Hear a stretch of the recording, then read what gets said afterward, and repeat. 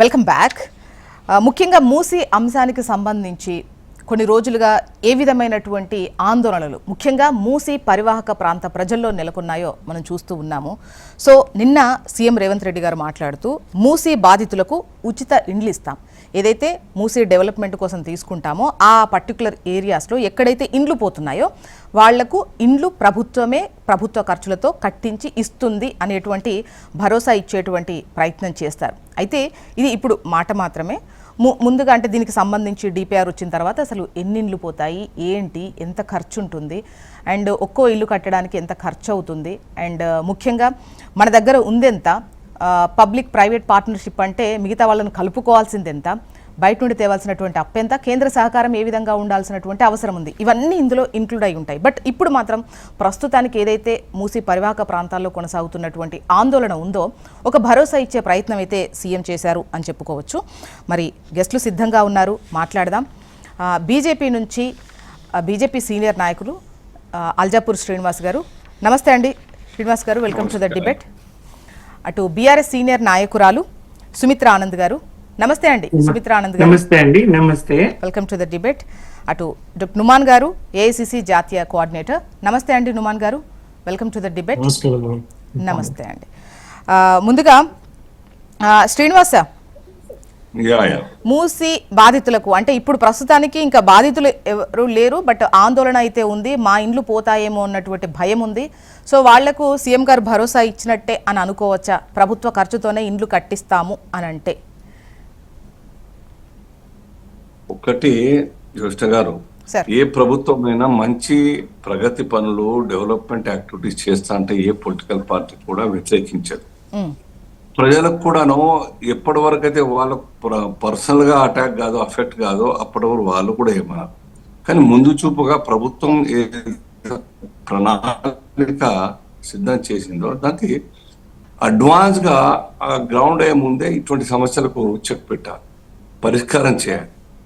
అది లేకుండా ఏది తోస్తే అది మాట్లాడడం, తీసేయడం, పోలీసు బలగాలను పెట్టి తీసేయడం, బుల్డోజర్ పెట్టి కూర్చేయడం, ఇవన్నీ కూడా అసమంజసం, అన్యాయం అవుతుంది. ప్రజలు బాధపడతారు. ప్రజలు బాధపడుతున్న దాన్ని చూసి రాజకీయ పార్టీలు రోడ్లకు వస్తారు. నేచురల్ కదా.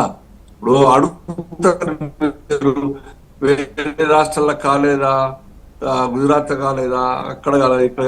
ఎస్, అడ్వాన్స్ గా డిపిఆర్ తయారు చేస్తారు. అఫెక్టెడ్ ఫ్యామిలీస్ ఎన్ని ఉన్నాయి,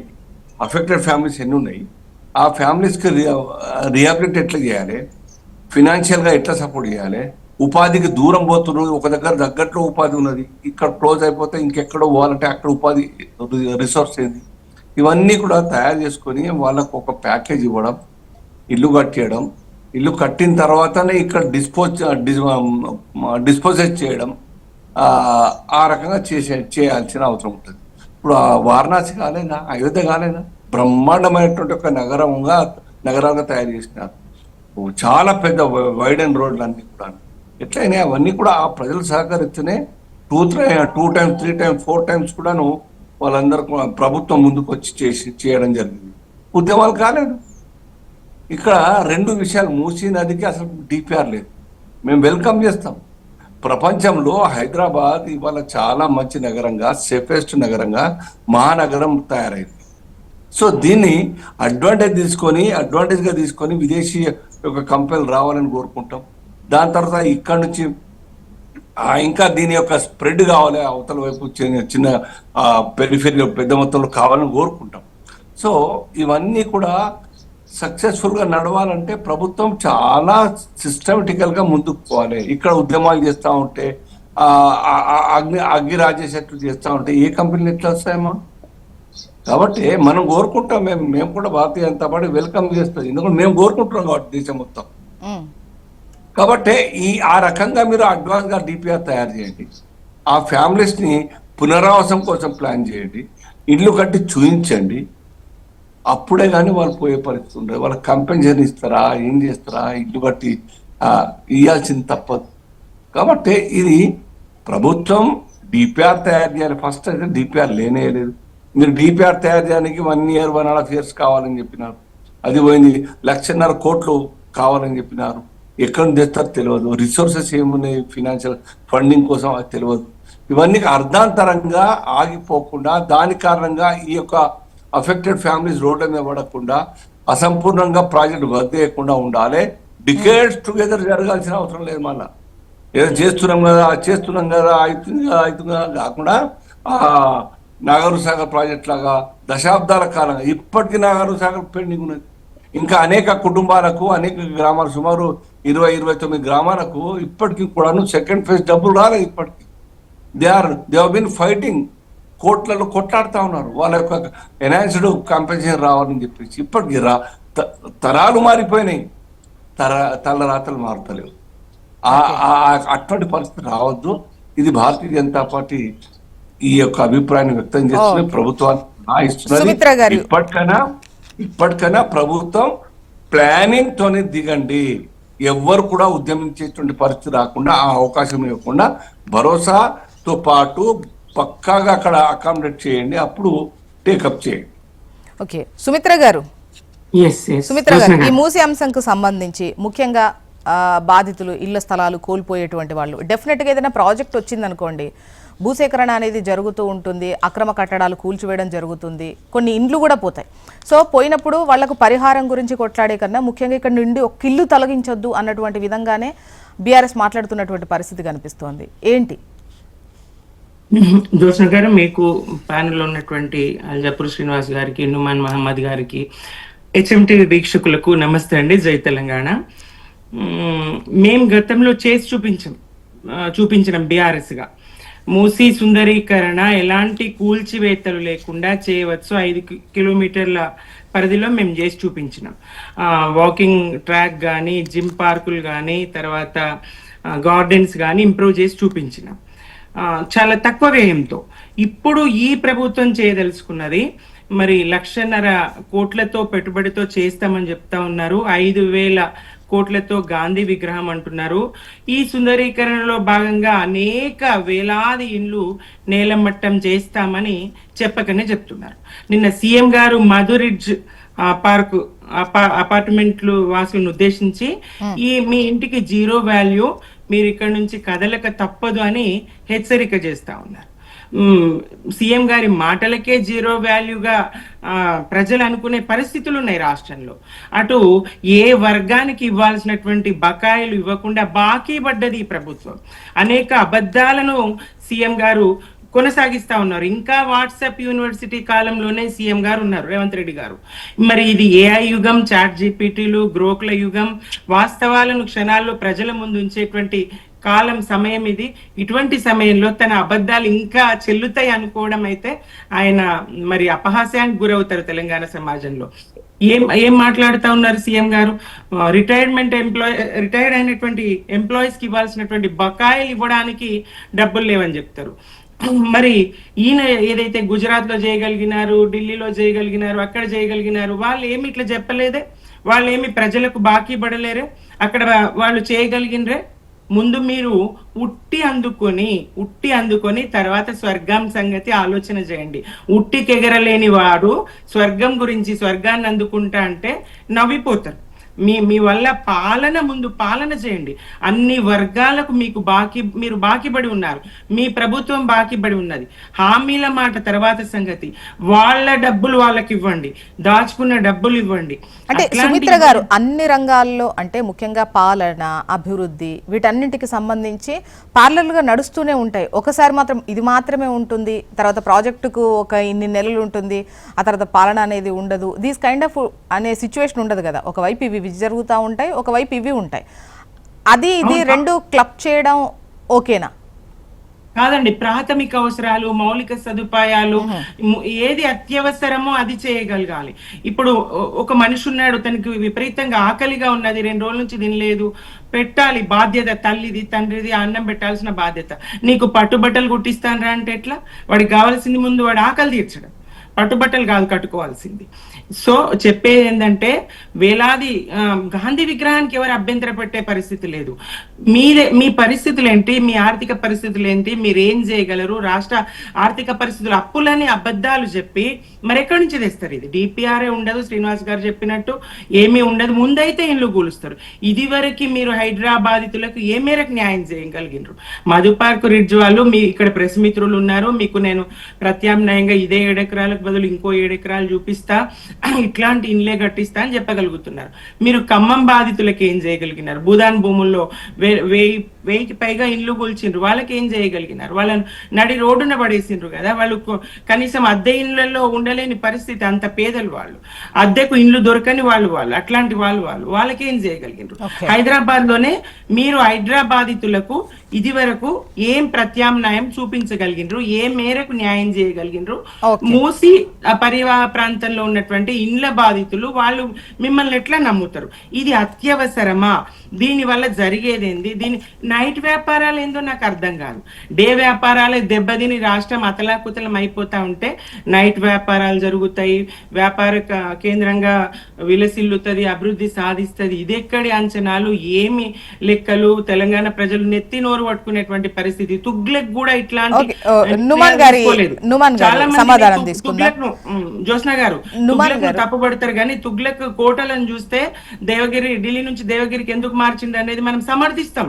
అక్కడ పటిష్టమైనటువంటి కోట నిర్మాణం గాని, రక్షణ వ్యవస్థ గాని అదంతా చూస్తే ఎస్ మార్చాల్సిందే అని చెప్తాం మనం.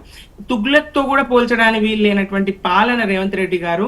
అన్ని మీరు అన్నట్టుగా అభివృద్ధి, సంక్షేమం అన్ని సమపాలుగా మేళవిస్తూ చేయాలి, కానీ ముందస్తుగా ప్రజల బాకీలు తీర్చండి. కాలు కొట్టేయబడి ఒకరు కిడ్నీ బాధితులు, ఒకరు పాపం ఆ రిటైర్డ్ ఎంప్లాయీస్ ఆసుపత్రుల పాలవుతున్నారు. మీ వాయిస్ మళ్ళీ తీసుకుంటాను ప్లీజ్.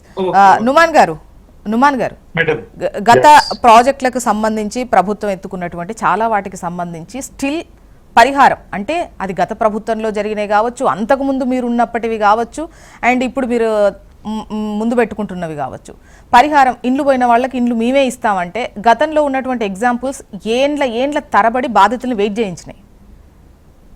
ఇప్పటి వరకు డిపిఆర్ లేదు, ఇప్పుడు ఇస్తాము అంటే మూసీ బాధితులకు ఉచిత ఇండ్లు ప్రభుత్వమే నిర్మించి ఇస్తుంది అని సీఎం గారు అంటున్నారు. సో ఇప్పటివరకు ఇంక ఇది స్టార్టింగ్ పాయింట్లోనే, ఇంతవరకు ఇంకా డిపిఆర్ రాలేదు, స్టార్టింగ్ పాయింట్ కూడా రాలేదు, సో స్టార్ట్ అవ్వలేదు. Very good morning to you madam, as well as Srinivas గారు, as well as సుమిత్ర గారు. ఏదైతే మనం మాట్లాడుతున్నామో మూసీ రివర్ డెవలప్మెంట్ కార్పొరేషన్ ఏర్పడిన తర్వాత మూసీ రివర్ డెవలప్మెంట్ కోసం ప్రాజెక్ట్ ప్రిలిమినరీ నోటిఫికేషన్ ఇచ్చిన తర్వాత ఏదైతే నోటీసులు వెళ్ళాయో ఆ యొక్క డిపార్ట్మెంట్ వాళ్ళు ఏ రకంగా అయితే కొంత సెక్షన్ ఆఫ్ మీడియా వాళ్ళు దాన్ని ఏదో ఇక్కడ విజృంభణ జరిగిపోతున్నది, ఇక్కడికి ఏదో అన్యాయం జరిగిపోతుందని చెప్పేసి కొన్ని ప్రచార మాధ్యమాల ద్వారా వారు చూపిస్తున్నారు. దానికి అనుగుణంగా నిన్న ముఖ్యమంత్రి వర్యులు ఒక స్టేట్మెంట్ ఇవ్వడం జరిగింది. ఫస్ట్ ఆఫ్ ఆల్ మనం ఒక్కసారి చూసుకుంటే దీనికి ఒక చట్ట ప్రకారం జరుగుతున్నటువంటి ఒక ప్రక్రియ. Right to fair compensation and transparency in land acquisition, rehabilitation and resettlement act 2013 doctor Manmohan Singh గారి గవర్నమెంట్ లో ఇది తీసుకురావడం జరిగింది. దీంట్లో క్లియర్ గా కూడా 4 స్టెప్స్ ఫాలో చేయాల్సిన అవసరం ఉంటుంది. ఒకటి, most importantly social impact study. ఎవరైతే ఇక్కడ బాధితులు ఉన్నారో వారి యొక్క క్యాస్ట్ ఏంటి, వారి యొక్క ఆర్థిక స్థితిగతులు ఏంటి, వారి ఏం ఉద్యోగం చేస్తున్నారు, వారి యొక్క లివింగ్ స్టాండర్డ్స్ ఏంటిది అని చెప్పేసి ఒక ఇంపాక్ట్ అసెస్మెంట్ చేస్తారు. నెంబర్ 2, అక్కడ మార్కెట్ వాల్యూ ఏ రకంగా ఉంది. నెంబర్ 3, వారికి ఏ రకంగా ప్యాకేజ్ ఇవ్వాలి అని చెప్పేసి స్టడీ చేసి. నెంబర్ 4, వారి యొక్క కన్సెంట్, వారి యొక్క అప్రూవల్ తీసుకున్న తర్వాత పొజిషన్ తీసుకోవడం జరుగుతుంది, వారికి కంపెన్సేషన్ ఇవ్వడం జరుగుతుంది. These are the 4 steps. ఏదైతే మనం మాట్లాడుతున్నామో ఈ యొక్క చట్టం ఉంది, ఈ చట్ట ప్రకారం ఒకవేళ గవర్నమెంట్ చేయకపోతే ఇది గవర్నమెంట్ చేసేటప్పుడు కూడా క్లియర్ గా పబ్లిక్ పర్పస్ అని చెప్పేసి చట్టం ప్రకారం చూపించాల్సిన అవసరం ఉంటుంది. పబ్లిక్ పర్పస్ అని కాకుండా మరో రకంగా ఒకవేళ మేము చేయదలుచుకుంటే వారి కోర్టుకి పోతే ఇమీడియట్ గా ఇది స్టాల్ అవుతుంది ఈ ప్రక్రియ. ఇంత క్లియర్ గా మనకి చట్టం ఉన్నప్పుడు, ఆ చట్టానికి అనుగుణంగా మేము తీసుకుంటున్నప్పుడు ఇక్కడ మనకు కావాల్సినటువంటి డెవలప్మెంట్ చేయాలి. కాబట్టి మూసీ అనేది ఒక రివర్. ఈ యొక్క రివర్ ఏదైతే ఉందో పైన వికారాబాద్, అనంతగిరి హిల్స్ నుంచి కింద నల్గొండ వరకు పారుతూ ఉంటుంది. కానీ ఫేజ్ 1 కింద తీసుకుని 55 కిలోమీటర్ల వరకు మేము ఇక్కడ డెవలప్మెంట్ చేస్తామని చెప్పేసి ఏ రకంగా అయితే గుజరాత్ లో వారు డెవలప్మెంట్ చేసినారో, ఏ రకంగా అయితే యమునా రివర్ లో వారు డెవలప్మెంట్ చేస్తారు, రివర్ ఫ్రంట్ అనుకున్నటువంటి ఉద్దేశం మంచిదే. మీరు చేయాలనుకున్న పని, ఈ ఉద్దేశం మంచిదే, డెఫినెట్గా అందరూ సహకరిస్తాము అంటున్నారు. మూసీకి సంబంధించి పునరుజ్జీవింపజేయడం చాలా important.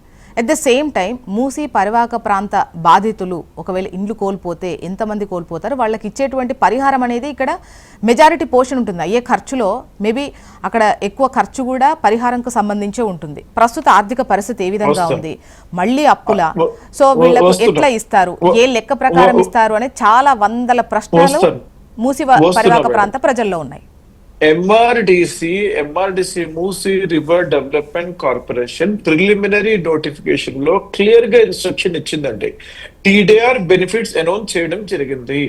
Full tank level FTL లో ఒకవేళ ఎవరైనా ప్రాపర్టీస్ ఉంటే దానికి 200% కంపెన్సేషన్ ఇస్తూ, బఫర్ జోన్ లో ఒకవేళ ప్రాపర్టీస్ ఉంటే దానికి 300% ఇస్తూ, ఈ ఎఫ్టిఎల్ బఫర్ జోన్ కాకుండా కూడా బయట కొంచెం out side of the buffer ఉన్నా సరే ఒకవేళ దానికి సుందరీకరణలో భాగంగా దానికి ఆ ప్రాజెక్ట్ లో ఒకవేళ ఎక్వైర్ చేస్తే దానికి 400% టీడీఆర్ అని చెప్పేసి క్లియర్ గా ఇన్స్ట్రక్షన్ ఇవ్వడం జరిగింది. ఈ గవర్నమెంట్ ఎక్కడ కూడా వారికి మార్కెట్ రేట్ ప్రకారం కానీ ఎస్ఆర్ఓ రేట్ ప్రకారం కానీ ఇస్తామని చెప్పేసి చెప్పడం లేదు. పర్సెంటేజ్ ఆఫ్ రేట్స్, ఒకవేళ మీరు ఎఫ్టిఎల్ లో ఉంటే మీకు ఈ రేట్, మీరు బఫర్ జోన్ లో ఉంటే ఈ రేట్ అని చెప్పేసి క్లియర్ గా ప్రిలిమినరీ నోటిఫికేషన్ ఇవ్వడం జరిగింది. ఎక్కడ కూడా ఈ కంపెన్సేషన్ కి మేము ఇవ్వకుండా వెళ్తామని చెప్పేసి ఎక్కడ తెలియజేయడం లేదు. నెంబర్ 1, సుమిత్రా ఆనంద్ గారు ఇందాక ఒక మాట చెప్పారు. బీఆర్ఎస్ వాళ్ళు ఒకటే పనిగా తీసుకుని వారు ప్రతి ఒక్కటి అబద్ధాలు తెలుపుతూ, ప్రతి ఒక్కటి వారు అసత్య ప్రచారాలు చేస్తూ ఇక్కడ ఏమంటున్నారండి, వాళ్ళు 5,000 కోట్ల రూపాయలతో మేము ఇక్కడ స్టాట్యూ తీసుకొస్తున్నామని చెప్పేసి.